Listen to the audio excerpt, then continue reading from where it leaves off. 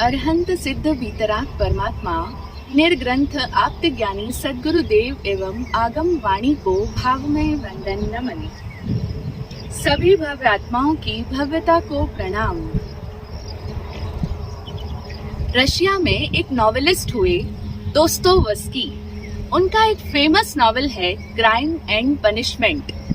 उसमें जो main character है उसका नाम है रोस्कोलोनिकोव। यह रोस्कोलोनिकोव एक विद्यार्थी है, लड़का है और पढ़ाई करने के लिए अपने गांव को छोड़ करके बड़े शहर में रहता है। तो वह जिस घर में रहता है उसकी मकान मालकिन एक बुढ़िया महिला है और वह बूढ़ी औरत करीब 70 वर्ष के आसपास उसकी उम्र हो रही है और वह गिरवी का काम करती है। लोगों से खूब खींच कर ब्याज चूसती है। मरने के करीब है लेकिन मन में उसके रत्ती भर भी दया नहीं है और उसके पास में धन की भी कोई कमी नहीं है। मजे की बात कि उसके आगे पीछे कोई नहीं है, यानी उसके कोई भी रिश्तेदार नहीं है। वह बिल्कुल अकेली रहती है। तो यह रोस्कोलोनिकोव विद्यार्थी है, पढ़ाई करता है और अपने कमरे की खिड़की से रोज उस बुढ़िया को देखता है। वह देखता है कि लोग उस बुढ़िया के पास में आते हैं, गिड़गिड़ाते हैं, रोते हैं, चिल्लाते हैं, उसके पांवों पर पड़ जाते हैं, लेकिन फिर भी उस बुढ़िया के मन में किसी के भी प्रति जरा भी दया की, ममता की, करुणा की, प्रेम की भावना नहीं पैदा होती है। उसकी मुख मुद्रा, उसकी वाणी हमेशा ही सख्त और कठोर बनी रहती है। तो कई बार रोस्कोलोनिकोव के मन में आता है कि कोई इस बुढ़िया को मार क्यों नहीं डालता है। वैसे भी इसके होने की जरूरत ही क्या है। अगर यह मर जाए तो उसमें हर्ष भी क्या है, क्योंकि इसके कोई आगे पीछे तो है नहीं इसके पीछे रोने वाला। तो अगर यह मर जाती है तो सैकड़ों लोग जो इसके चक्कर में फंसे हुए हैं वे सब मुक्त हो जाएंगे, क्योंकि गरीब लोग हैं, गरीब किसान हैं, गरीब मजदूर हैं, विधवा और बेसहारा औरतें हैं, या फिर बहुत बीमार लोग भी हैं जो आते हैं और इसके पास में इससे धन पैसा जो रुपया है वो ब्याज पर लेकर के जाते हैं, लेकिन जिंदगी भर उनसे वो ब्याज चुकता नहीं है और फिर उनके पास की सारी वस्तुएं चुक जाती है। यानी वो जितनी भी वस्तु गिरवी पर रखते हैं वो सारी चीजें चुक जाती है। उन पर अदालत में केस भी चलते हैं, मुकदमे होते हैं, उनको सजाएं मिल जाती है और रोज का यही सब चलता रहता है। तो बहुत बार उस रोस्कोलोनिकोव के मन में आया कि कोई इस बुढ़िया की गर्दन क्यों नहीं दबा देता है। इसके मन में तो किसी के प्रति कोई दया, ममता, प्रेम है नहीं। क्यों ना अच्छा हो कि कोई इसको मार ही डाले, इसकी जीवन लीला ही समाप्त कर दे, तो ये सारे बीमार, बेचारे, परेशान, असहाय, बेसहारा लोगों को मुक्ति मिल जाएगी। तो बहुत बार तो उसके हाथ खुद ही भिज जाते हैं कि बुढ़िया की गर्दन दबा दो, और फिर उसे एकदम से ख्याल आता है कि मुझे क्या मतलब है इस बात से, इस बुढ़िया से, और फिर मैं क्यों दबाऊं उसकी गर्दन, मेरा क्या उसने बिगाड़ा है भला। हम लोग भी ऐसा ही सोचते हैं ना कि मेरा उसने क्या बिगाड़ा तो मैं उसके बारे में क्यों सोचूं। बस ऐसे ही बात फिर आई गई हो जाती और वह भूल जाता। ऐसा बहुत लंबे समय तक चलता ही रहा और फिर एक दिन की बात है, रोस्कोलोनिकोव को भी कॉलेज में अपनी फीस जमा करानी है और उसके घर से पैसे नहीं आए थे। तो वह अपनी घड़ी बुढ़िया के पास में रखने के लिए गया ताकि वह उससे कुछ रुपए उधार में ले सके। तो वह बुढ़िया के पास में गया, शाम का टाइम था और बुढ़िया के पास में उसने ले जाकर के अपनी घड़ी रख दी। तो बुढ़िया, जिसे कि ठीक से दिखता नहीं है, वो अच्छी तरह से देख नहीं पाती। ऑब्वियस सी बात है, अब 70 के करीब उसकी उम्र हो चुकी है, इतनी बूढ़ी है, तो वह उस घड़ी को ले जाकर के खिड़की के पास में रोशनी में जाकर के देखती है कि घड़ी ठीक है कि नहीं है, उसके कितने रुपए उस लड़के को दिए जा सकते हैं। और तभी अचानक बस रोस्कोलोनिकोव को क्या होता है कि वह जाकर के उस बुढ़िया की गर्दन दबा देता है। उसे खुद भी पता नहीं कि यह क्या हो गया है। जब बुढ़िया की गर्दन दब गई और उसकी गर्दन की नसें उसके ऊपर उभर आई, उसके मुंह से झाग गिरने लगा और तब रोस्कोलोनिकोव को होश आया। तब उसे समझ में आया कि यह क्या हो गया है और फिर वह बहुत घबराया और इतने में ही बुढ़िया का शरीर नीचे जमीन पर गिर पड़ा। तब उसे पता लगा कि यह तो मैंने बुढ़िया बुढ़िया की हत्या कर दी है। अब तो वह वहां से भागा, पूरी तरह से हांफता हांफता अपने कमरे में जाकर के बिस्तर पर बैठा। रात भर वो यही सोचता रहा कि यह मैंने क्या कर दिया, मुझसे हत्या कैसे हो गई, यह सब कैसे हुआ। तो वह सोचता रहा और उसे ऐसा ही लग रहा था कि जैसे कोई वह किसी से आवेशित हो गया हो, कोई शक्ति उस पर उतर आई हो और जबरन बलात् जबरदस्ती जैसे कोई उससे यह सब करवा रहा हो। तो वह चिंतन करता रहा कि यह किस तरह से हुआ, उसके द्वारा ये हत्या हुई कैसे। तो उसे यही बात समझ में आई कि या तो कोई भूत या प्रेत उस पर सवार हो गया था, जिस वजह से उसके द्वारा ये ऐसा हत्या का कार्य हो गया। उसे यही लगता रहा कि कोई जरूर शैतान है जो उसके पीछे पड़ा है, या शैतान की आत्मा आकर के उस पर हावी हो गई, जो उस पर सवार होकर के उससे ऐसा हत्या का काम करवा डाला। नहीं, कोई शैतान उसके पीछे नहीं पड़ा था, बल्कि ये तो 2 वर्षों तक जो उसने बुढ़िया का अनुज्ञान किया था। अनुज्ञान का मतलब होता है जो उसने बुढ़िया की जानकारी रखी थी। बुढ़िया को वह रात दिन देखता रहता था, बुढ़िया की सारी खोज खबर रखता था और बुढ़िया के बारे में ही सोचता रहता था। स्वाभाविक सी बात है, जो उसके सामने है और रात दिन वह लोगों को देखता था कि कैसे लोग आकर के उसके पैरों पे गिड़गिड़ाते हैं, अपनी वस्तुएं उसको दे करके जाते हैं, गिरवी रख करके जाते हैं। तो यह सब कुछ जो वह रात दिन देखता था, उसकी जानकारी रखता था, इसी बात का अनुज्ञान करता रहता था। तो इस वजह से उसके मन में बुढ़िया के प्रति एक पक्ष पैदा हो गया, एक उसकी राय बन गई, एक ओपिनियन बन गया कि ये बुढ़िया कितनी क्रूर है, कितनी क्रूअल है, ये कितनी निर्दयी है, इसको लोगों के ऊपर जरा भी तरस नहीं आती है। तो वह उस बुढ़िया के प्रति एक राय बना करके अपने मन में रख दिया, एक तरह से उसके एक पक्ष में चला गया, विपक्ष में चला गया। विपक्ष मतलब उसके ऑपोजिशन में चला गया। उसके मन में बुढ़िया के प्रति अच्छी राय नहीं बनी और फिर ये जो धारणा उसके मन में बनी, इस धारणा की वजह से अब उसे बुढ़िया के ऊपर मन में क्रोध आता था, गुस्सा आता था। और यह जो क्रोध का बीज उसने अपने मन के अंदर डाल दिया था बुढ़िया के प्रति, चूंकि उसके मन में ये धारणा थी कि बुढ़िया बहुत गंदी औरत है, बहुत ही क्रूर है। तो इस धारणा ने उसके मन में जो बुढ़िया के प्रति द्वेष का, नफरत का, घृणा का, क्रोध का बीज जाकर के बोया है, वह बीज 2 वर्षों तक समय पाकर के आज हत्या के रूप में एक बड़ा वृक्ष बनकर के प्रकट हुआ है। ऐसा ही है, 2 वर्षों तक उसने क्रोध का जहर अपने मन में फैलाया है, सोचा है, उसको जाना है और फिर वह बीज जो क्रोध का उसके अंदर पैदा हुआ था, उसने अपनी जड़ें पकड़ ली।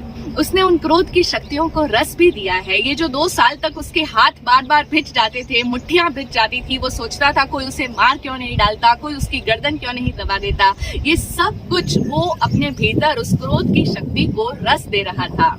तो वह आज जाकर के इतने लंबे समय के पश्चात जाकर के इतना बड़ा वृक्ष बन गया कि आज अचानक से उसके बाहर, यानी वो अपने सेंसेस में नहीं था, या कहें कि वो सबकॉन्शियसली उसके द्वारा ऐसा भयंकर कृत्य हो गया। वो जान करके हत्या करने के लिए नहीं गया था, लेकिन वो बड़ा वृक्ष बना है और बीज उसने ही बोया था।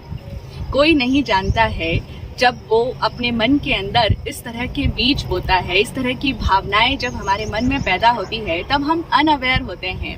बीज बोते वक्त किसको पता चलता है कि इतना बड़ा वृक्ष निकलेगा?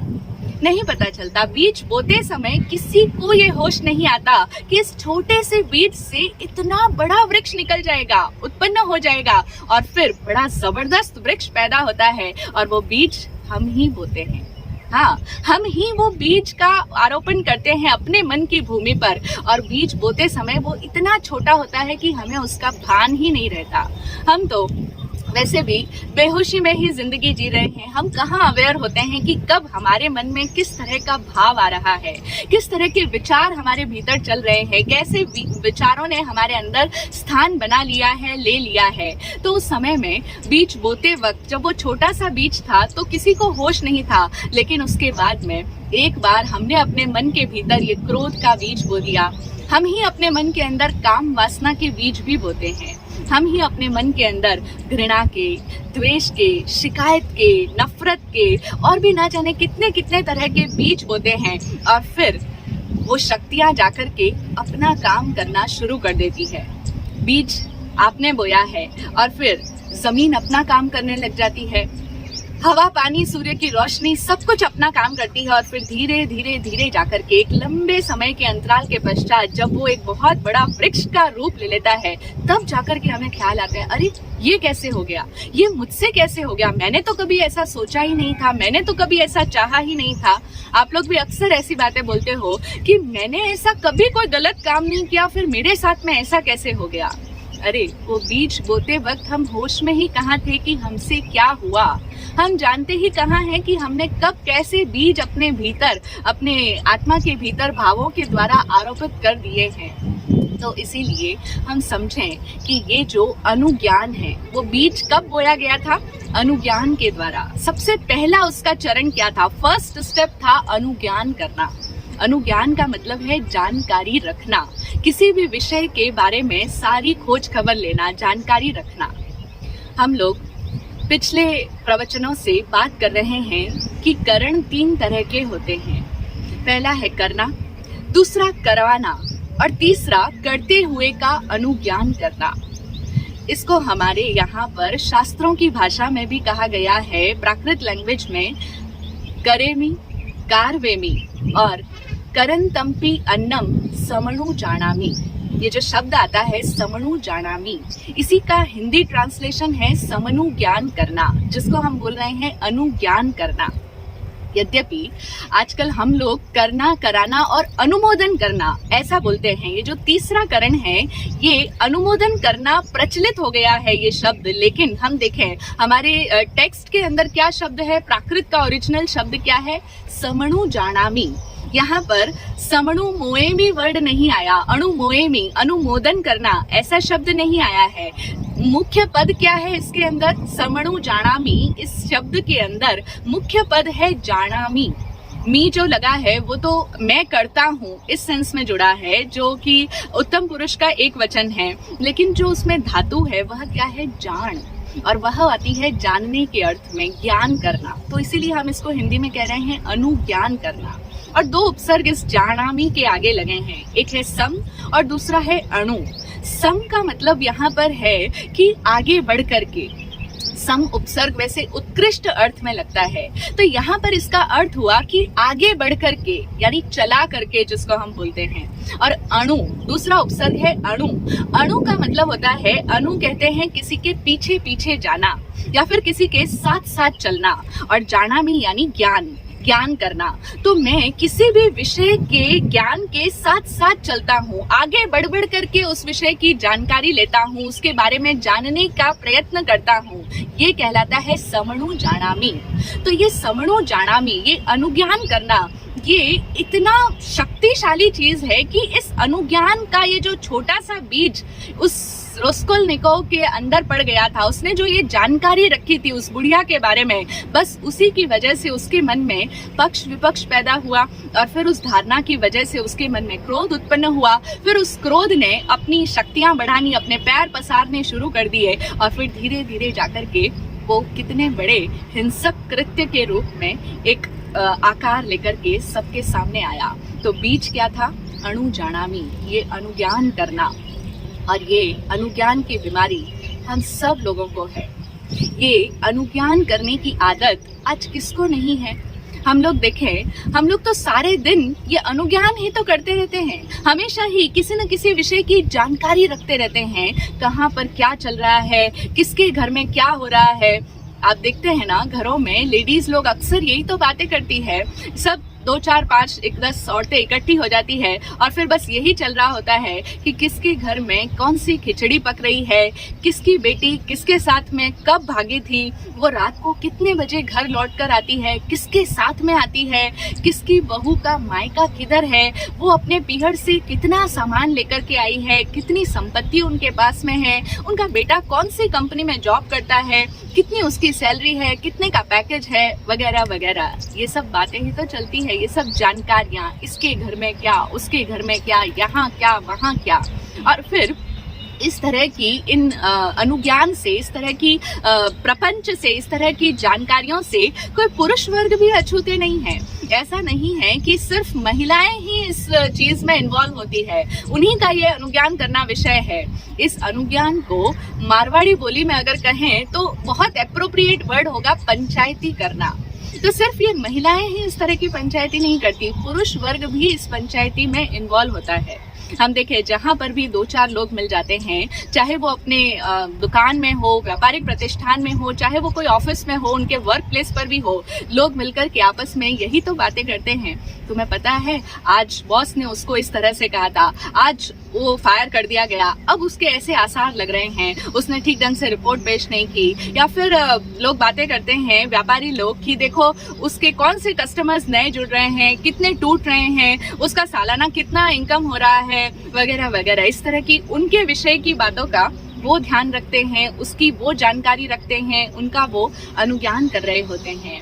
तो इस तरह से हम देखें कि हम सारे ही लोगों का एक फेवरेट पास टाइम है ये अनुज्ञान करना। हमारा जो फोकस है, हमारा जो अवधान है, हमारी जो शक्ति है, वो सारी शक्ति किस में लग रही है? अनावश्यक जानकारियों में। व्यर्थ की ही तो बातें हम ध्यान रख रहे हैं। ऐसा नहीं है कि हम कोई बहुत जरूरी बातों का ध्यान रख रहे हैं कि हमें अगर वो बातें पता नहीं लगी तो हमारे स्कूल के अंदर, हमारे एग्जामिनेशन के अंदर हमारे मार्क्स कम आ जाएंगे। ऐसी कोई बात नहीं है। वो सारी बातें अगर हम ध्यान ना भी रखें तो हमारा जीवन आराम से कट सकता है, मजे से चल सकता है, बल्कि उल्टा और बेहतर होकर के हम अपने जीवन को जी पाएंगे, अच्छी क्वालिटी का जीवन जिएंगे। लेकिन नहीं, हम इससे बाज नहीं आते। आदत जो पड़ी है तो हम जो व्यर्थ की बातें हैं, अनावश्यक बातें हैं, उनकी भी जानकारी रखते हैं। मैंने सुना कि एक स्त्री किसी झगड़े का वर्णन करने के लिए अपनी पड़ोसन के घर पे गई।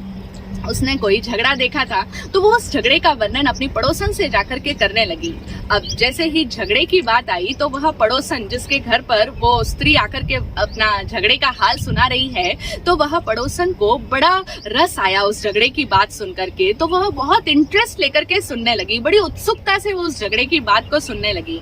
इतना उसको उस झगड़े की बात सुनने में रस आता है कि वह भूल ही जाती है कि वह अपने हाथ का काम भी छोड़ करके यहाँ आकर के बैठ गई है। इतना ही नहीं, उसका छोटा बच्चा रोने लगा, परेशान हो रहा है, माँ को पुकार रहा है, उसे माँ की जरूरत है। लेकिन उस औरत को, उस पड़ोसन को उसके बच्चे की भी फिक्र नहीं, काम की भी फिक्र नहीं। वह तो बस उस झगड़े का हाल सुनने में बिल्कुल मगन बैठी है। और फिर जैसे ही वह झगड़े का वर्णन करने वाली स्त्री रुकी तो वह पड़ोसन बोलती है, अरे अरे और भी तो बताओ, और क्या हुआ, फिर उसने क्या कहा, जरा विस्तार से कहो। इस पर सुनाने वाली महिला बोली, जितना मैंने देखा उससे दोगुना तो मैं तुमको बता ही चुकी हूँ, अब और क्या विस्तार करूँ। ये है हम सब की मनोवृत्ति। हम सब लोग किसी भी बात को जब बताते हैं किसी को, पहले तो हम सब जानकारी रखने में बड़े इंटरेस्टेड होते हैं, बड़ा रस आता है हमें। लड़ाई झगड़े की बातें हो तो और भी ज्यादा इंटरेस्ट आता है। और फिर हम उस पे नमक मिर्च लगा करके सामने वालों को सुनाते हैं, पेश करते हैं, क्योंकि सामने वालों को रस जो आ रहा है। अगर सामने वालों को सुनने में कोई रस ही ना होना तो सुनाने वालों को भी कोई मजा नहीं आएगा, उसका भी सारा रस सूख जाएगा। तो इस तरह से सुनना और सुनाना, जानकारी रखना और जानकारी आगे प्रेषित करना, इन सब चीजों में हम लोग अपनी पूरी जिंदगी को व्यर्थ ही जाया कर रहे हैं। और फिर ऐसा नहीं है कि हम लोग सिर्फ उनकी जानकारी रखने तक ही सीमित नहीं होते। चलो ठीक है, झगड़े का बात सुन ली तो अब हम उसमें क्या न्यूट्रल रह पाते हैं? नहीं, हरगिज नहीं। हम तुरंत से उन सब बातों को जिनको हमने जाना है, जिनकी हमें इंफॉर्मेशन दी गई है, हम कितना जल्दी उसके साथ में इन्वॉल्व हो जाते हैं और कोई ना कोई एक पार्टी में हिस्सेदारी अपनी बना लेते हैं। कैसे कि जैसे फर्ज करें कि आप किसी रास्ते से गुजर रहे हैं और सड़क के उस किनारे कुछ लोग इकट्ठे हुए हैं, तो तुरंत आपके मन में क्या आता है, जाऊं मैं भी जाकर के देखूं वहां क्या हो रहा है। जब आप वहां पर जाते हो तो क्या देखते हो कि वहां पर तो झगड़ा चल रहा है, मार कुटाई चल रही है। एक बहुत मोटा तगड़ा अच्छे डील डॉल का आदमी एक छोटे से दुबले पतले इंसान की छाती के ऊपर चढ़ करके बैठा है और दे दनादन उसकी पिटाई कर रहा है। अब हम लोग जो भीड़ में खड़े लोग होते हैं वो सब लोग आपस में बातें करते हैं। वो कहते हैं कुछ ज्यादा ही बेरहमी से नहीं पीट रहा है, और फिर देखो इतना मोटा तगड़ा इंसान है, यूं ही इसके ऊपर बैठ गया, बेचारे का तो दम ही निकल जाएगा। फिर दूसरे तीसरे लोग और कहते हैं हाँ हाँ हाँ तुम बिल्कुल सही कह रहे हो, इसको इतना भी इसको नहीं मारना चाहिए, बेचारे किया क्या है, एक छोटी सी जेब भी तो काटी है इसकी, एक कुछ पैसे ही तो लेकर के गया है, इतनी ज्यादा क्रूरता से इसकी क्यों पिटाई कर रहा है, वगैरह वगैरह बहुत सारी बातें आपको सुनने को मिल जाएगी। तो लोग कितनी जल्दी उन दो के झगड़े में खुद ने एक पार्टी बना ली। कोई उसका फेवर कर रहा होगा मोटे आदमी का, तो कोई कहेगा नहीं नहीं वो जो नीचे जो लेटा हुआ इंसान है वो कोई कम बदमाश लड़का नहीं था, वो बहुत ज्यादा बदमाश था, वो नीली शर्ट वाला है ना वो भी उसके साथ में शामिल था। तो इस तरह से वो एक दूसरे पार्टी का पक्ष लेगा और दूसरे का विपक्ष, ये पक्ष और विपक्ष बन जाएंगे। जल्दी से पार्टीबाजी हो जाएगी, हम किसी एक गुट में शामिल हो जाएंगे, एक का समर्थन करेंगे और एक का विरोध करेंगे। तो ये जब हम किसी भी अनावश्यक विषय की जानकारी रखते हैं तो अनुज्ञान किया, फिर उसके बाद में क्या होता है कि हम उसके पक्ष या विपक्ष में अपने विचार भेजने लग जाते हैं, यानी हमारे विचार किसी न किसी पक्ष में या विपक्ष में इंक्लूड हो जाते हैं, और दोनों ही तरह का जो पक्ष है वो पक्ष ही है। इसीलिए जो ये वर्ड है अनुमोदन करना, जो आजकल प्रचलित हो गया है, ये अनुमोदन सिर्फ एक पक्ष की बात कहता है, लेकिन जो अनुज्ञान वर्ड है ये बहुत ज्यादा व्यापक है, बहुत ज्यादा विस्तृत अर्थ रखता है। अनुमोदन इसका एक छोटा सा पार्ट है, तो हम लोग सिर्फ इसको अनुमोदन तक ही समझते हैं। हमें क्या सिखाया गया आज तक कि किसी की कोई तारीफ नहीं करना, जैसे किसी ने कोई बड़ा बंगला बना लिया या कोई सुंदर कार खरीद करके लाया तो आप उसकी तारीफ मत करो, ये मत कहो कि अरे इतना बढ़िया घर बनाया है, इतनी स्वादिष्ट सब्जी बनाई है या इतनी बढ़िया कार लेकर के आया है, ये करोगे तो अनुमोदन हो जाएगा और अनुमोदन नहीं करना चाहिए, ऐसा हमें सिखाया गया है। लेकिन ये देखें, ये जो अनुमोदन है ये अनुज्ञान का सिर्फ एक छोटा सा हिस्सा है। अनुज्ञान बहुत गहरा अर्थ रखता है और हमारे शास्त्रों में शब्द क्या है, समणु जानामि, अणु जानामि, मैं अनुज्ञान ही नहीं करूंगा, जानकारी ही नहीं रखूंगा। जब मैं जानकारी रखूंगा तभी तो मेरे उसकी प्रशंसा की या विरोध की बात उत्पन्न होती है। तो प्रशंसा करना, मोद, मोद धातु आती है प्रशंसा के अर्थ में, खुश होने के अर्थ में। तो आप खुश मत हो, लेकिन आप खुश होते हो तो एक पक्ष में जा रहे हो, उसके सपोर्ट में जा रहे हो, और जब आप खुश नहीं हो, उसके प्रति क्रोधित हो, जैसे कि वो रोस्कोलनिकोव नाम का स्टूडेंट उस बुढ़िया के प्रति विपक्ष में चला गया था, तो वह मोदन नहीं कर रहा था, उसका समर्थन नहीं कर रहा था, बल्कि वह उसके विरोध में था कि वो कितनी क्रूर है, वो कितनी निर्दयी है। तो इस तरह से ये दोनों पक्ष अनुज्ञान के अंदर शामिल हो जाते हैं। इसीलिए हम कह रहे हैं कि इसका दायरा बहुत व्यापक है और मूल शब्द भी हमारे यहाँ पर अनुजानामी है। पता नहीं क्यों सिर्फ इसका एक हिस्सा अनुमोदन ही प्रचारित कर दिया गया और आज तक हम लोगों को ऐसा ही सिखा दिया गया। गलत नहीं है, लेकिन सीमित अर्थ है। तो अब हम इसको समझें कि अनुज्ञान का फील्ड कितना ज्यादा वाइड है, कि हम लोग कितने ज्यादा विषयों की पहले जानकारी रखते हैं, फिर तुरंत उस जानकारी को पाकर के हम चुप तो बैठने वाले हैं नहीं, हम तुरंत या तो किसी के पक्ष में या किसी के विपक्ष में अपने विचार भेजने लगेंगे, या तो अपनी सम्मति प्रकट करने लग जाएंगे या अपना विरोध जाहिर करने लग जाएंगे। तो अपनी सम्मति या अपना अभिप्राय प्रकट करना ये भी अनुज्ञान के अंतर्गत ही आता है, कि जब आप किसी के भी प्रति कोई भी तरह की सम्मति देते हो, सम्मति यानी अपनी राय देते हो, हाँ हाँ हाँ सही किया इसने, और यही तो करते हैं रात दिन जो लोग ये जानकारी रखते हैं, तो वो लोग ऐसा ही तो कहते हैं बढ़िया जॉब लगी है उसकी, तो इस कंपनी में तो अब उसका घर अच्छे से चल जाएगा, अब उसको कोई टेंशन नहीं आएगी। अब क्या कर रहे हैं, अपनी राय व्यक्त कर रहे हैं। और इस तरह से हर चीज में हम अपनी राय देते रहते हैं, जगह जगह पर हम अपनी राय, अपना ओपिनियंस देते ही चले जाते हैं। इसका एक बहुत ही अच्छा उदाहरण हमारे घर परिवार में देखने में आता है कि जब हमारे घर परिवारों में शादी का माहौल चल रहा होता है, यानी किसी बच्चे की शादी है, तो वहाँ पर उस शादी के माहौल में जो घर के मेन लोग होते हैं वो सब कामों में इतने ज्यादा बिजी होते हैं। किसी को कुछ काम करना है, मार्केट से खरीदारी करनी है, शादी की सारी अरेंजमेंट्स करनी है, तो सब लोग उसकी प्रिपरेशंस में लगे होते हैं। लेकिन वहीं उस परिवार में जो ये मामा जी, बुआ जी, फूफा जी, ऐसे कुछ रिश्तेदार लोग जो होते हैं, ये लोग क्या करते हैं, ये लोग शादी के काम में, उस अरेंजमेंट में किसी तरह से आपकी हेल्प नहीं करते, ये स्वयं कुछ नहीं करते हैं और ना ही कुछ करवाते हैं।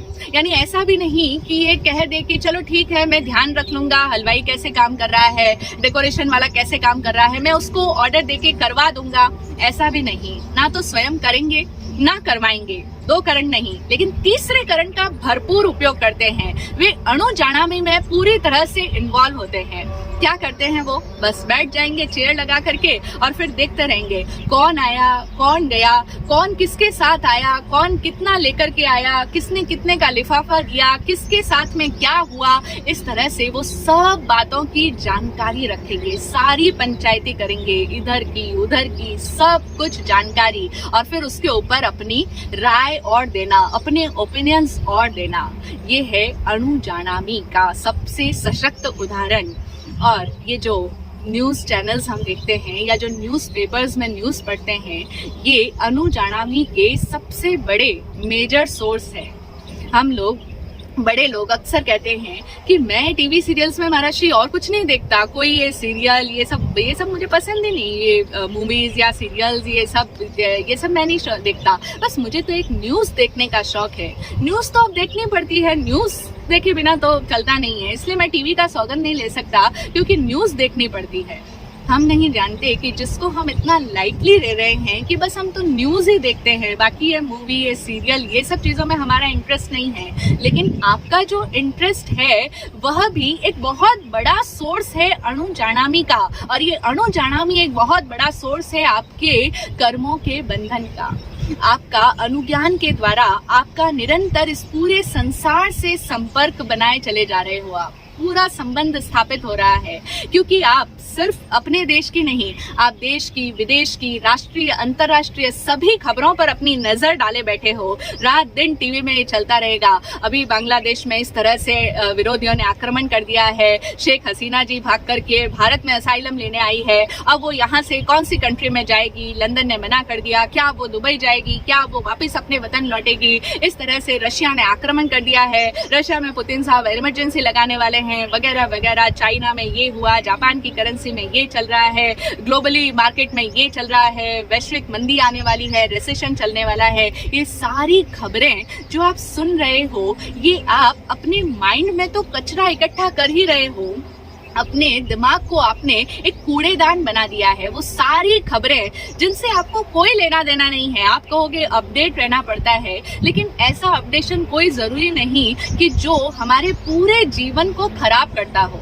सिर्फ खराब ही नहीं, वो कचरा सिर्फ कचरा नहीं है, साधारण कचरा नहीं है, बल्कि वो इतना विषाक्त कचरा है कि जिस वजह से हमारा पूरा जीवन विषैला होने वाला है। हमने देखा ना रॉस्कोल्निकोव का एग्जाम्पल कि कैसे उसके भीतर वो क्रोध का विष फैलता चला गया। अब हम क्या सोचते हैं कि हम उन खबरों को सुनकर के न्यूट्रल रह पाते हैं? नहीं रह पाते। इसी तरह से मूवीज, सीरियल्स, कोई भी शो हम देखते हैं तो उनका मना इसीलिए किया जाता है कि वो देख करके आप तुरंत ही किसी एक पक्ष में इंक्लूड हो जाते हो, आप हीरो के समर्थक बन जाते हो, विलन को मारने के लिए आपकी भी मुट्ठियां भिज जाती है। क्रिकेट देखते हैं लोग तो वहां पर भी क्या होता है, अरे पाकिस्तान वालों को, अरे उसको तो हराओ, अरे उसको उड़ाओ, अरे उसको ये करो वो करो। कितने ज्यादा हिंसक शब्दों का हम प्रयोग कर रहे हैं। क्यों? क्योंकि हमारे भीतर की वो हिंसा भी प्रबल मुखर हो जाती है, तो हमारे भीतर हम उस हिंसा को खाद पानी दे रहे हैं। बीज तो कभी का डाल ही चुके हैं, बीज तो पड़े ही हैं, और फिर हम उनको फैलाए चले जाते हैं। और फिर जब किसी दिन जाकर के हमें वापस जिंदगी में कुछ भी बुरे परिणाम मिलते हैं, तब हम कहते हैं हमने तो कभी किसी का बुरा किया ही नहीं था, हमारी याद में तो ऐसा कभी नहीं आता। फिर हमारे साथ में ऐसा क्यों हुआ? आपने किया नहीं है, कराया नहीं है, लेकिन ये अनुज्ञान के द्वारा आपने बहुत कुछ कर दिया है। न जाने कितने कितने देश के लोगों को आपने बद्दुआएं दे दी है, पूरे पाकिस्तान को मारने का आपके भीतर से भाव उठ चुका है। पूरे जो लोग भी आपको बुरे लगे हैं, आपके मन की सोच के अगेंस्ट चल रहे हैं, आपके मन की सोच में वो भले लोग नहीं हैं, उनके विरोध में आप चले गए हो, वो आपने उनको ओपिनियन दे दिया है, तो वहां पर आपने अणुजाणामी कर लिया है, अनुज्ञान कर लिया है। और इस वजह से आपने इतने सारे कर्मों का आश्रय कर लिया है कि अब वो सारे पाप कर्म आपकी आत्मा के साथ आकर के चिपक कर बंध गए हैं। तो ये अणुजाणामी के द्वारा हमारा इस संसार के प्रति निरंतर आश्रय द्वार खुला रहता है। हम आश्रय का सेवन कर रहे हैं इस अणुजाणामी के द्वारा। तो समझें ये तीसरा करण कितना खतरनाक और शक्तिशाली है, यानी डेंजरस पावरफुल वेपन है हमारे आत्मा पर कर्मों को चिपकाने का। सबसे जबरदस्त शस्त्र है, एक डेंजरस वेपन है, पावरफुल भी बहुत है।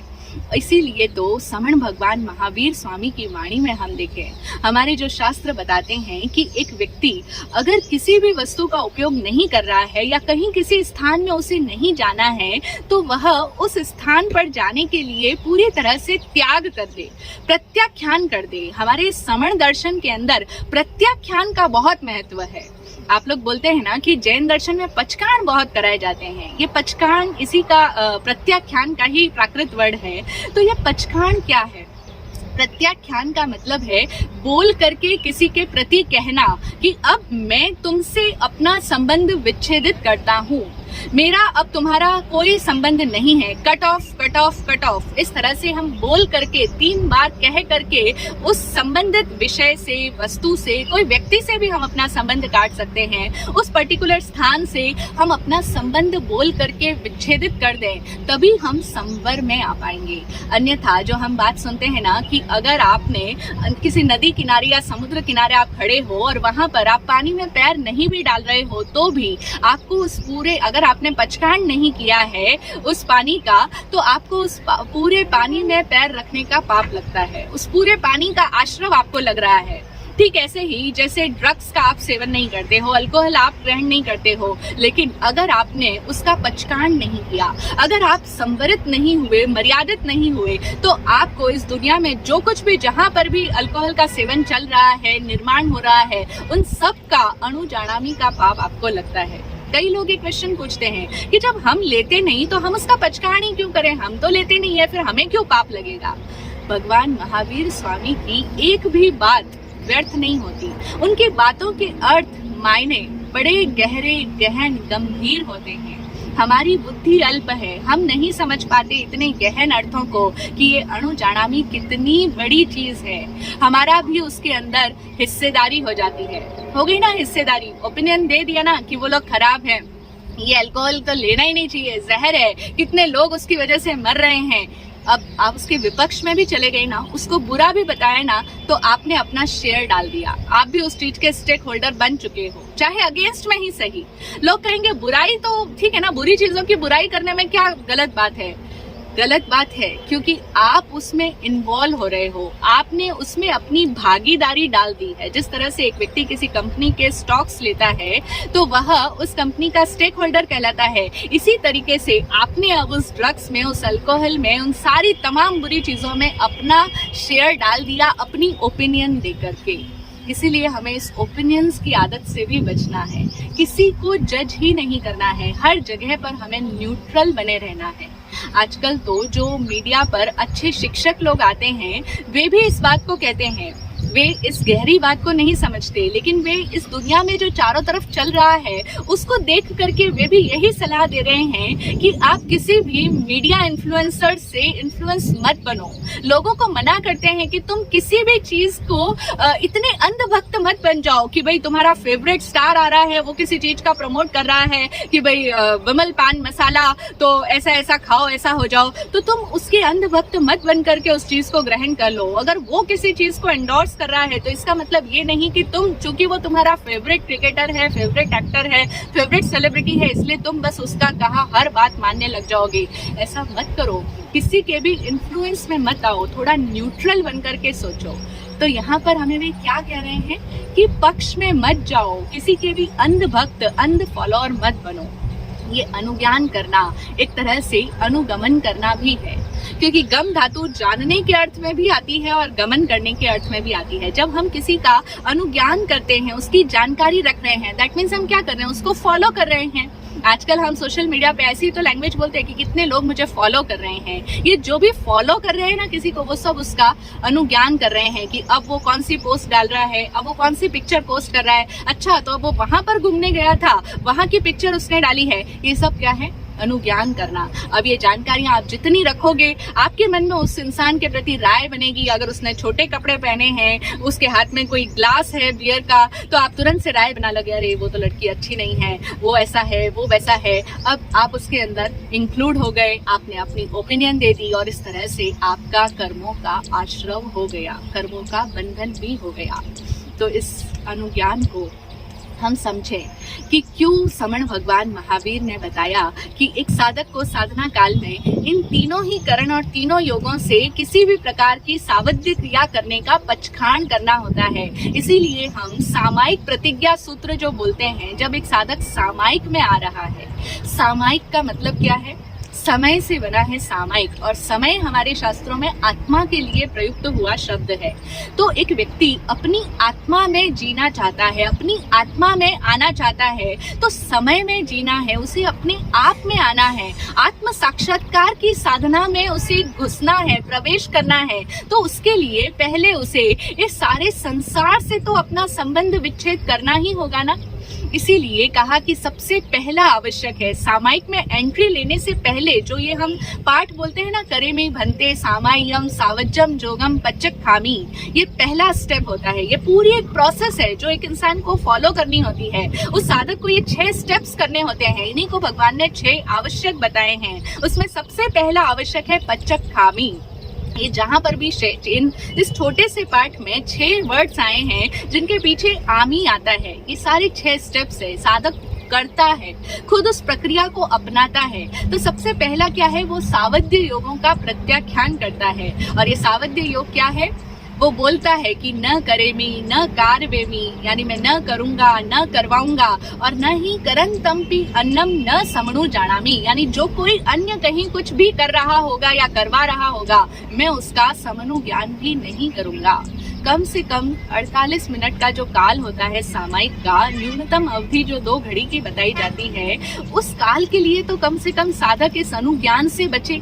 क्योंकि अगर अनुज्ञान भी जारी रहा, अगर हमने जानकारी भी रखी सामायिक के अंदर भी, तो इसका मतलब तो अब हम अपने अंदर तो आ ही नहीं पाएंगे। हम सामायिक कर ही कैसे पाएंगे? सामायिक में हमारा प्रवेश ही नहीं हो पाएगा, क्योंकि हमारा संसार से कनेक्शन तो अनुज्ञान के द्वारा भी निरंतर जारी ही है, चल ही रहा है। और जब तक संसार से कनेक्शन जुड़ा हुआ है, तब तक आत्मा के साथ कनेक्शन कैसे जुड़ पाएगा? अपने आप में कैसे आ पाओगे? इसीलिए अगर शुद्ध सामायिक को जानना है तो उसमें तो हमें तीनों करण और तीनों योग से ही प्रत्याख्यान लेना होता है। यद्यपि ना जाने क्यों आजकल ये इस तरह की प्रथा चल पड़ी है कि सामायिक का पचकान जब गृहस्थ लोग करेंगे तो वो 2 करण और 3 योग से ही करते हैं। वो कहते हैं कि ये जो तीसरा करण है अनुज्ञान वाला, ये हमारा खुला रहता है, यानी इसका हम त्याग नहीं करते हैं। लेकिन आप स्वयं सोचें, लॉजिकली इस बात पर चिंतन करें कि अगर ये अनुज्ञान वाला करण आपका खुला है तो आपका सामायिक में प्रवेश हो कैसे पाएगा? आप अपने आप के साथ जुड़ ही नहीं पाओगे, क्योंकि अभी भी आप तो संसार के साथ ही जुड़े हो। और यही चीज हम देखते हैं। इसीलिए तो शुद्ध सामायिक आज के समय में होना दुर्लभ हो गया है। जो कहते हैं भगवान महावीर स्वामी ने श्रेणिक महाराजा को बताया था कि पूर्णिया की शुद्ध सामायिक है। यानी उस समय में भी अनेकों लोग थे जो सामायिक की साधना करते थे, लेकिन उन सब में भी अगर भगवान ने विशेष रूप से पूर्णिया सावक का नाम दिया है, दैट मीन्स अनेकों लोग ऐसे भी तो होंगे जिनकी सामायिक शुद्ध नहीं है। वही चीज आज हम देखते हैं, लोग गुरु महाराज के यहाँ पर जाकर के सामायिक लेते हैं, प्रवचन में वे सामायिक में होते हैं, और वहां पर वे क्या करते हैं? सबका ध्यान रखते हैं, कौन आ रहा है, कौन कितने बजे आया है। गुरु महाराज का व्याख्यान 10 बजे समाप्त होने वाला है, कौन पौने 10 बजे गेट से अंदर एंटर हुआ है, क्या कपड़े पहनकर आया है, अच्छा वो गले में माला पहन के, अच्छे वस्त्र पहन के आया, जरूर उसके कोई तपस्या होगी, पचकान करने के लिए आया होगा। अच्छा तो कोई स्त्री आई है तो वो अपने बच्चे को भी साथ लेकर आई है, अब वो बच्चा लड़की है या लड़का है, सारा ध्यान लोगों का इन्हीं सब चीजों में लगा रहता है। अब ऐसे में वो भला कहाँ गुरु महाराज का प्रवचन सुन पा रहे होंगे, वहां पर वो फोकस ही कहाँ कर पा रहे हैं। यहाँ पर उनका जो 5वां अभिगम है, चित्त की एकाग्रता, वो भी भंग हो रहा है, वो भी खंडित हो जाता है। क्योंकि गुरु दरबार में प्रवेश करने से पूर्व एक साधक को 5 सावधानियां रखी जानी आवश्यक होती है, जिन्हें हम 5 अभिगम कहते हैं। उसमें 5वां अभिगम है कि साधक अपने पूरे चित्त की एकाग्रता के साथ वहीं पर जुड़ा रहे, वहीं पर उपस्थित रहे। लेकिन लोग तो अपने चित्त को इधर उधर ही दौड़ाए चले जा रहे हैं। सामायिक में भी ध्यान रखते हैं, बहू उठी कि नहीं उठी, घर में बूढ़ी माताएं वगैरह सुबह सुबह सामायिक लेकर के बैठ जाती है।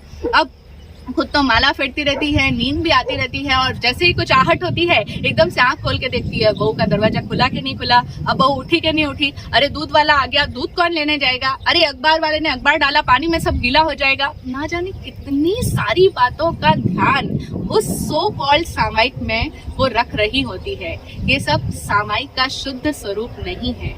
अगर हमें शुद्ध सामायिक में जाना है, पूर्णिया सावक जैसे सामायिक अगर हमारी भी हो, हम किसी से तुलना नहीं कर रहे हैं, लेकिन सिर्फ हम बात को समझने के लिए कह रहे हैं कि अगर हम भी सचमुच अपने आप के साथ जुड़ना चाहते हैं कि जिंदगी में हमारा भी आत्म साक्षात्कार हो, हम अपनी आत्मा में प्रवेश करें, तो जो भगवान महावीर ने जो हमें सही रास्ता दिया है उस पर कम से कम ठीक ढंग से तो चले, उसमें गलियां ना निकाले कि हमारे तो गृहस्थ के तीसरा करण खुला रहता है। ऐसा पॉसिबल ही नहीं है।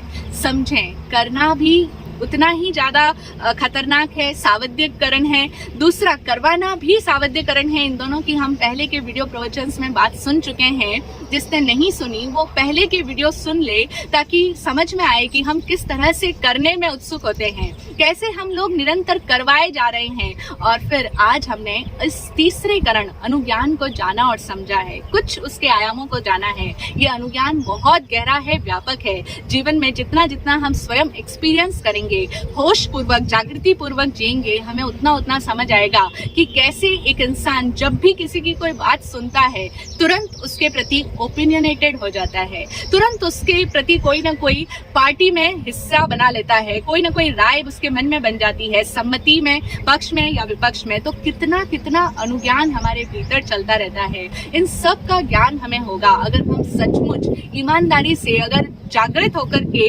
अपनी साधना करेंगे। तो सिर्फ 1 घंटे की सामायिक की बात नहीं है, पूरे समय एक साधक को इस बात का होश रखना होता है कि कहीं वह अणु जाणामी में इन्वॉल्व तो नहीं हो रहा है। तो इस तरह से हम इन तीनों करणों को समझें और इन्हें अपने भीतर से निकालते चले जाएं, होश पूर्वक अवेयर होकर के हम जाने समझें। पहले हम इन्हें जानेंगे, हमें इनकी सही समझ प्राप्त होगी, तभी तो हम इन सभी कार्यों से, इन सभी सावध्य करणों से और सावध्य योगों से बच सकेंगे, और बच करके हम अपनी आत्मा को कर्मों के भार से, कर्मों के बंधन से फ्री करा पाएंगे। तो सच में ही अगर कोई इंसान कर्म मुक्ति की साधना करना चाहता है, सिर्फ फॉर्मेलिटी वाली सामायिक की भाई 4 महीने चौमासे का काल चल रहा है, उसमें भी 2 महीने विशेष रूप से तो लोगों को जाना ही है, महाराज का प्रवचन सुनना ही है, अपनी बढ़ चढ़ के धार्मिक कार्यों में हिस्सेदारी दिखानी है, सब औपचारिक है। अगर सचमुच भीतर से ये भावना है कि मुझे शुद्ध सामायिक करनी है, भगवान महावीर ने जो धर्म दिया, जो दर्शन हमारा कहता है, जो गहरी समझ है, उसको सच्चे अर्थों में पालना है, उसको सिर्फ औपचारिक ढंग से या द्रव्य सामायिक या क्रिया रूप या दिखावटी रूप में नहीं करना है, हमें अंदर से भाव है, अंदर से जिज्ञासा है, तो हम इन सब को समझें और इनको अपने जीवन से निकाल कर, चाहे एक समय की ही सही, एक पल के लिए ही सही, अगर हम इन तीनों सावध्य करणों से बच पाएंगे तो हम अपने आप में प्रवेश करने के योग्य हो पाएंगे, तो हम पात्र बन पाएंगे। तो हम धीरे धीरे अपनी पात्रता को डेवलप करते चले जाएं और इस करण, करावण और अनुज्ञानन, इन तीनों से बचें और अपनी आत्मा को सावध्य कार्यों से मुक्त करके पाप कर्मों के बंधन से हल्का और निर्भर करते चले जाएं। यही हमारी सद्गुरुदेव से प्रार्थना रहे। जय हो, जय हो, जय हो।